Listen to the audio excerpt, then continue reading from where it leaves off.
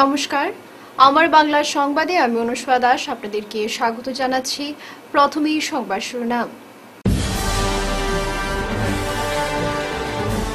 25 কোটি টাকার জিএসটি ফাঁকি, গ্রেফতার ডিজিটাল পেমেন্ট প্রাইভেট লিমিটেডের পরিচালক।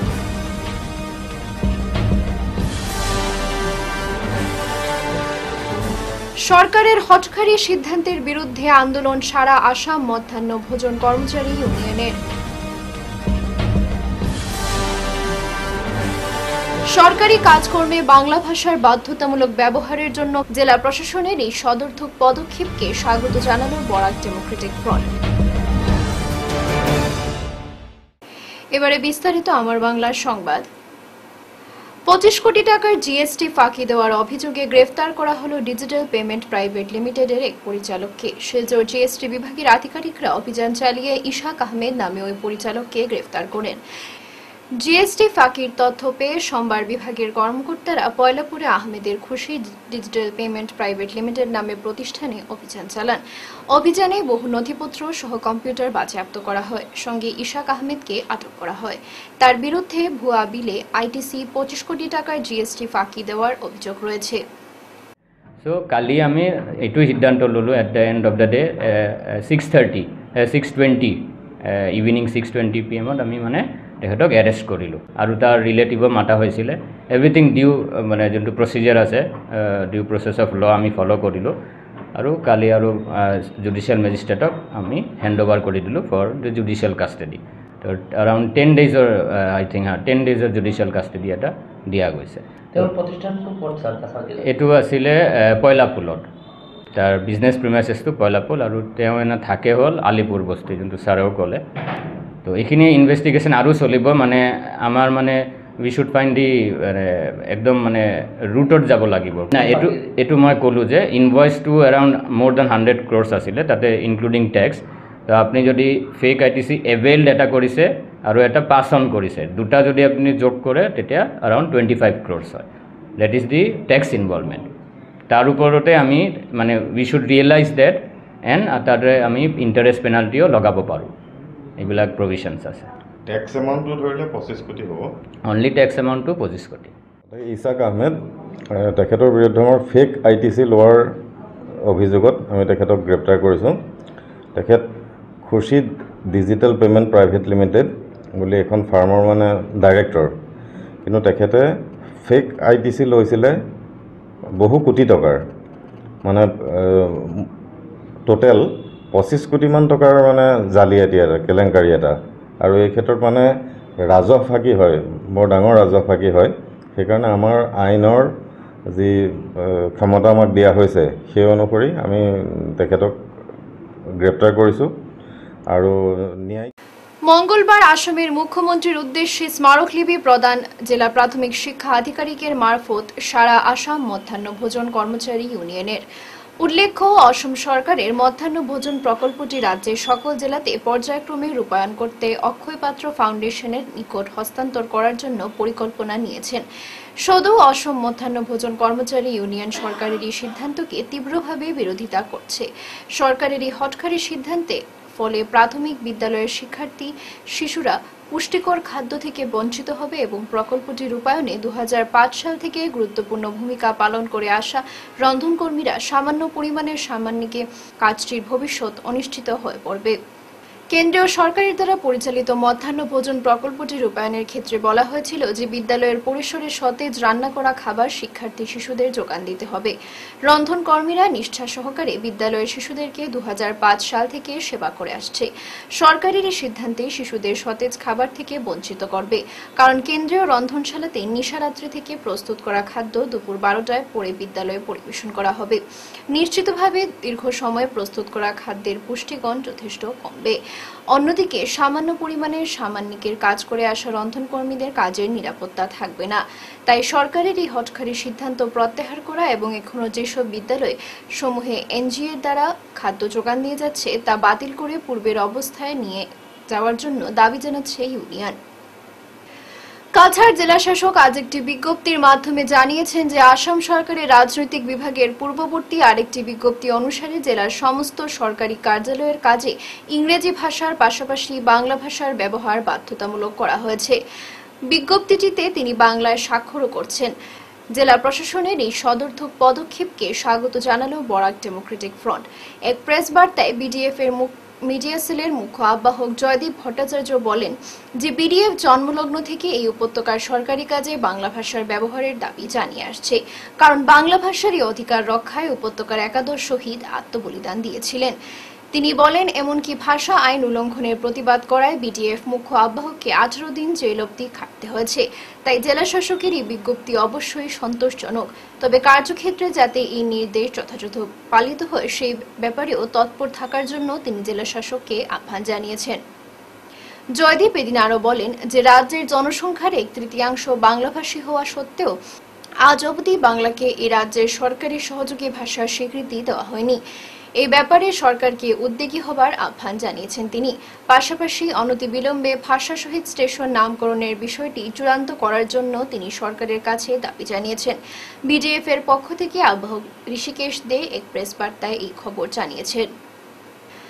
কাশীপুর দ্বিতীয় খণ্ডে এক মহিলাকে বাড়িতে একাকিত্বের সুযোগে জোর জবরদস্তি ভিডিপি সেক্রেটারি শাহিদ হোসেন মজুমদার সাদা কাগজে স্বাক্ষর নেওয়ার ঘটনায় তীব্র প্রতিক্রিয়ার সৃষ্টি হয়েছে। মহিলার নাম রহিমা বেগম লস্কর।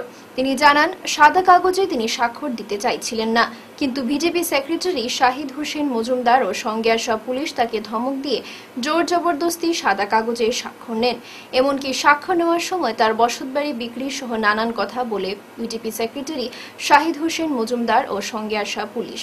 তিনি জানান জমি বা সম্পত্তি সংক্রান্ত কোনো ধরনের কাগজে তিনি স্বাক্ষর করেননি।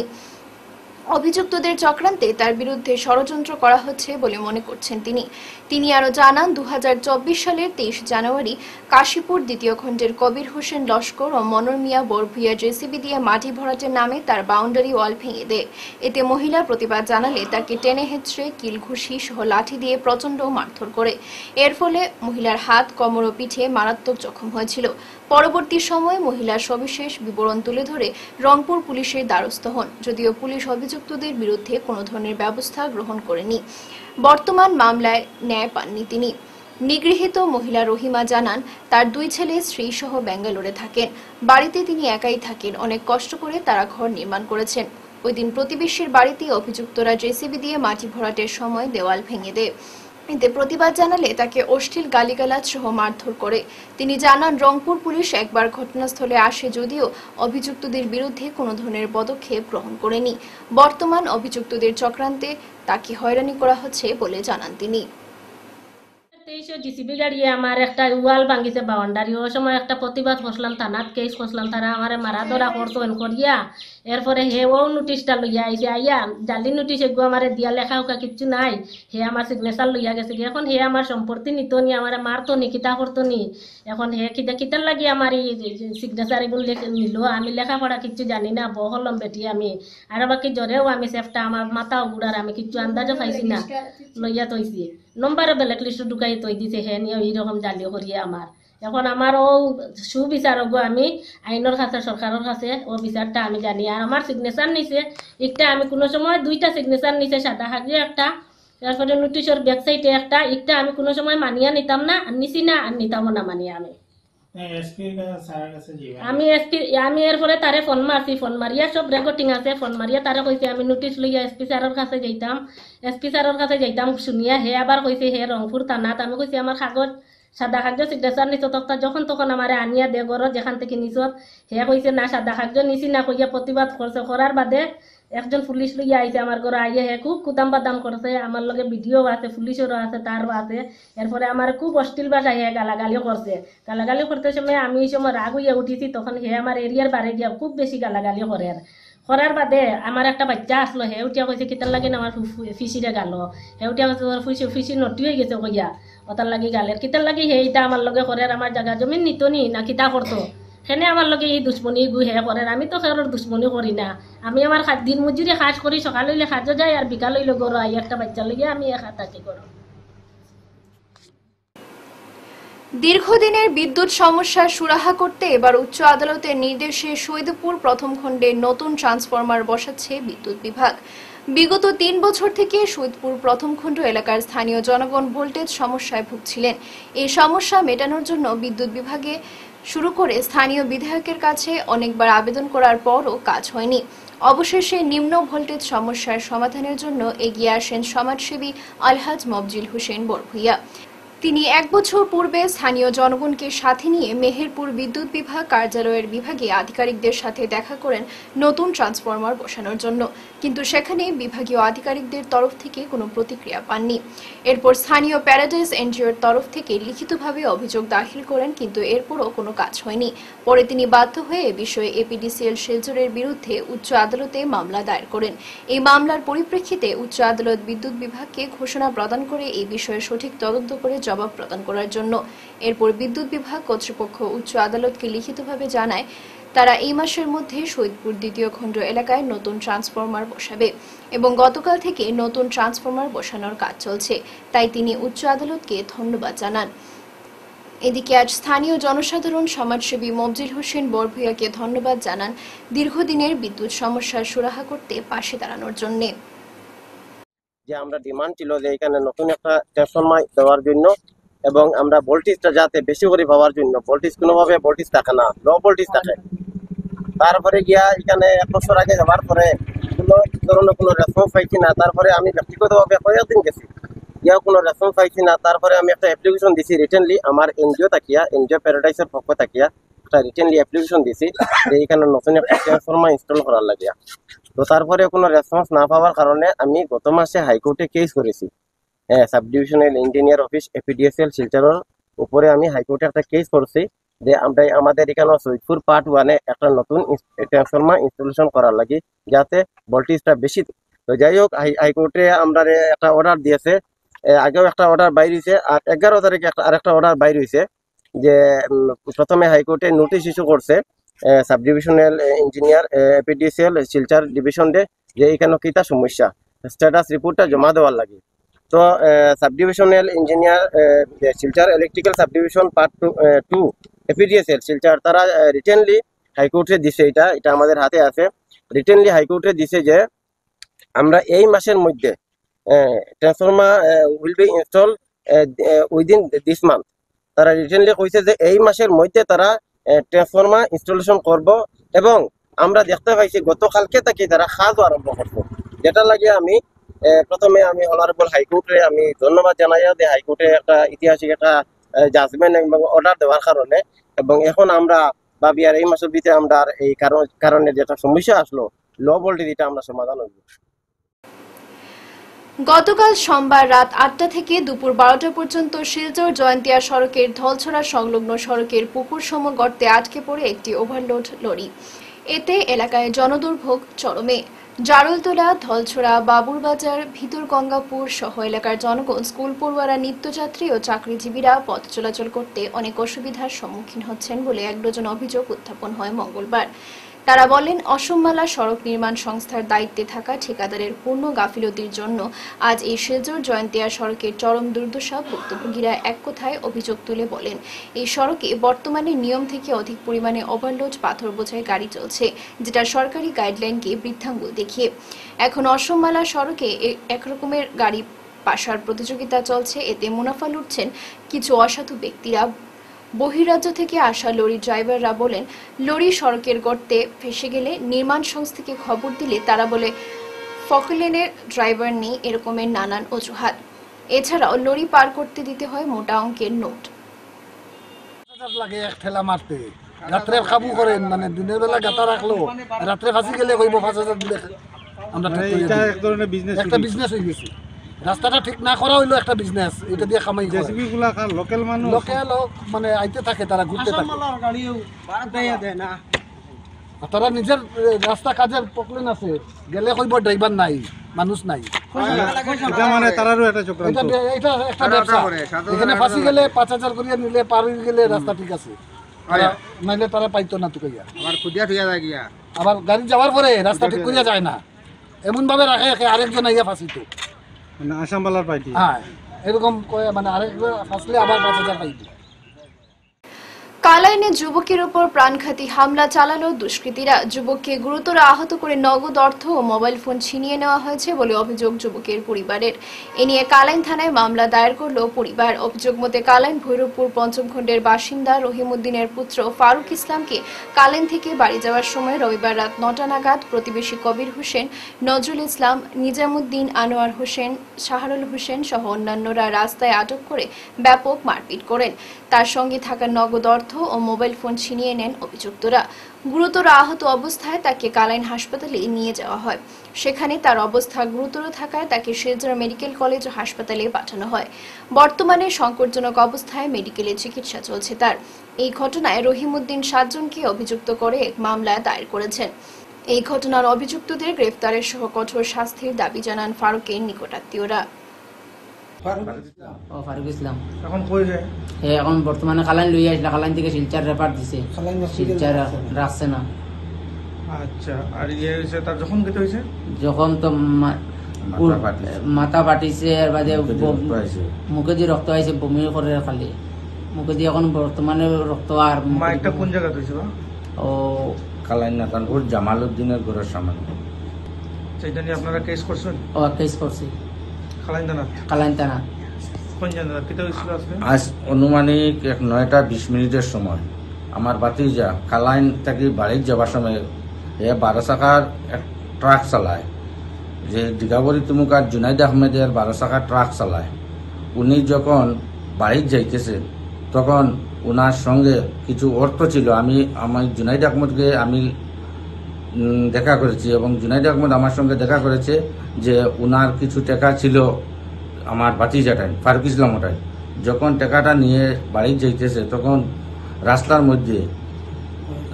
মধ্যে কবির হোসেন, আজিরউদ্দিন, নিজামুদ্দিন, নজরুল ইসলাম, আব্দুল, আরও তারা ফ্যামিলির আরও মানুষ আছেন। আমি সবার নাম তো জানি না, আমি উপস্থিত ছিলাম না সেখানে। আমি ছিলাম বাজারে। আমি কালাইন দিঘাবরী তিমুকাতে সবজির ব্যবসা করি। তো আমার কাছে পরে খবর আছে, যখন আমার বাতিজা লইয়া আইসেন তখন কালাইন, আমি যখন গাড়ি লইয়া যখন আইসেন তখন আমি আইসি কালাইন থানা হসপিটালে। কালাইন হসপিটালে আবার সঙ্গে কালাইন হসপিটালও যে ভারপ্রাপ্ত চিকিৎসক ছিলেন উনি এই অবস্থা দেখি লগে লগে শিলচর মেডিকেলে রেফার করেছেন।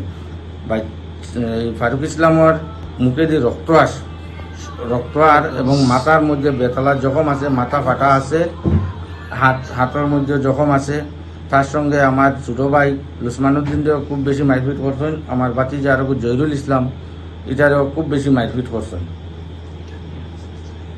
এবং যখন আমার ভাতিজা যার তখন তারা পুরা মারিয়া রোডের মধ্যে, আমার ছোটো ভাইয়ে কইছে আমারে যে রোডের মাঝে ফুটাই রাখিছেন। তখন হাল্লা চিৎকার শুনিয়া আমার ছোটো ভাই আইছে, আইয়া তার প্রাণ রক্ষা করছে। বাষ্প করে কতক্ষণ আশা আছে তা আমরা বলতে পারি না। কর্তব্য চিকিৎসক যে উনি এখানে রাখতেই চাইছে না, খালি একটা ইঞ্জেকশন পুশিং করে লগে লগে অ্যাম্বুলেন্স আনিয়া শিলচর মেডিকেলে দিছে। এখন শিলচর মেডিকেল শুনিয়া শিলচর মেডিকেল থেকে রেফার দিলেই তো স্যার শিলচর মেডিকেলও রাখতো না, গুয়াহাটি অতিসত্ত্ব নিয়ে যাওয়ার জন্য। খুব বেশি সিরিয়াস। এখন আমরা আইনকে শ্রদ্ধা করি এবং আমরা আইনের ভরসা করি। আমি কালাইন থানাতে একটি এফআইআর দিয়েছি, তাই আমি আমার সুবিচার চাই।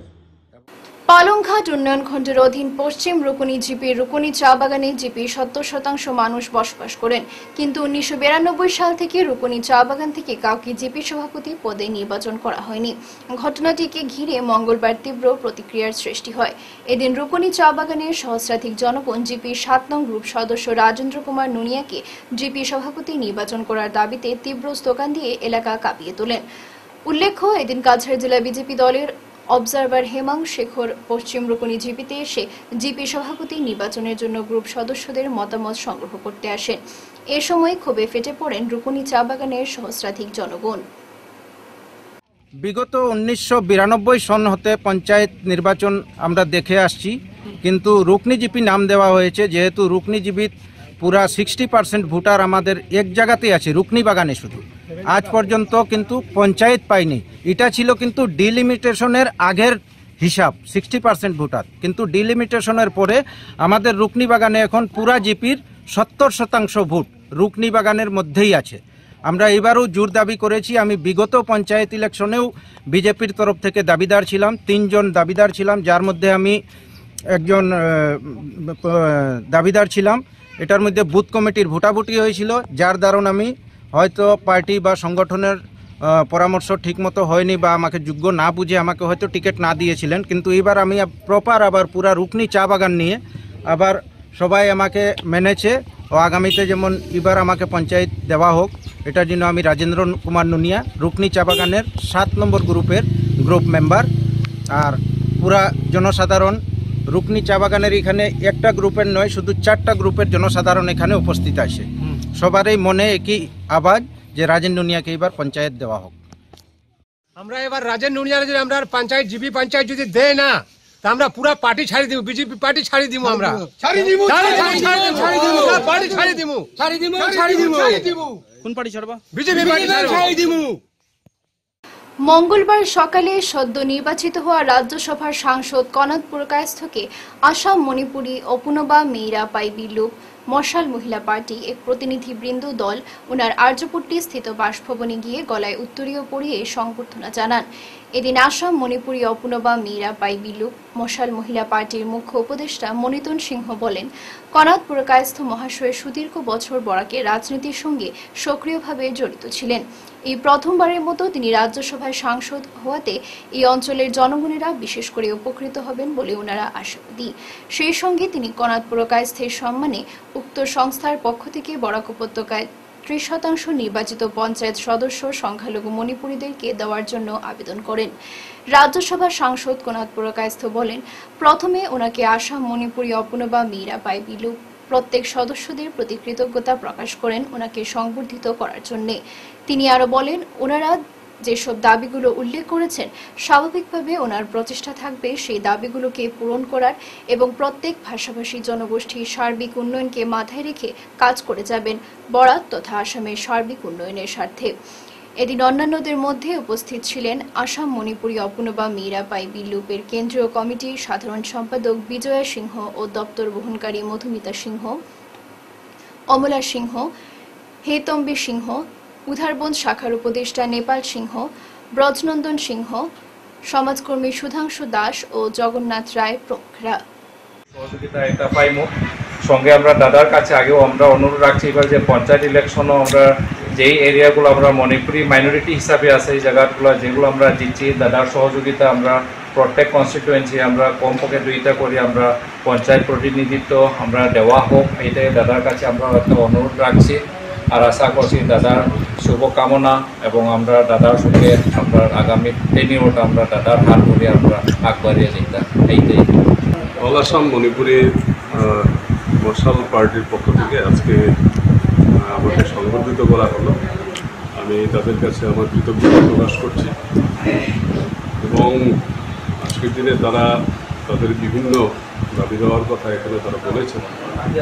স্বাভাবিকভাবে আমার প্রচেষ্টা থাকবে যে সকল জাতি জনগোষ্ঠী উন্নয়নের মাধ্যমে একটা সুন্দর আসাম যাতে গড়ে ওঠে সেই চিন্তাধারা নিয়ে আমি কাজ করব। প্রত্যেকের কিছু কিছু তাদের দাবি দেওয়া রয়েছে, সেই দাবিগুলি যতটুকু সম্ভব হয় সেই দাবিগুলি মেটানোর। আপনি কি আজকের খবর ঠিক সময় চাইছেন? মিস করবেন না। আমার বাংলা নিউজ নিয়ে হাজির রাত 9টা ও 10টায়, সরাসরি আপনার কাছে আপনার কানে। দেশের রাজনীতি, অর্থনীতি, শিক্ষা, বিনোদন, খেলাধুলা সবকিছু একসাথে এক জায়গায়। আর সময় মিস হলে কি হবে, নিশ্চিন্ত থাকুন। পুনঃপ্রচার পেতে পারেন পরের দিন সকাল 9টা, 10টা, 11টা, দুপুর 12টা 30 মিনিট ও বিকেল 3টায়। বিজ্ঞাপন বা আপনাদের সংবাদ প্রকাশের সুযোগ নিতে যোগাযোগ করুন 9435070039 অথবা 7002745927 এই নম্বরে। শেষ করার আগে বিশেষ বিশেষ খবর আরো একবার। 25 কোটি টাকার জিএসটি ফাঁকি, গ্রেফতার ডিজিটাল পেমেন্ট প্রাইভেট লিমিটেডের পরিচালক।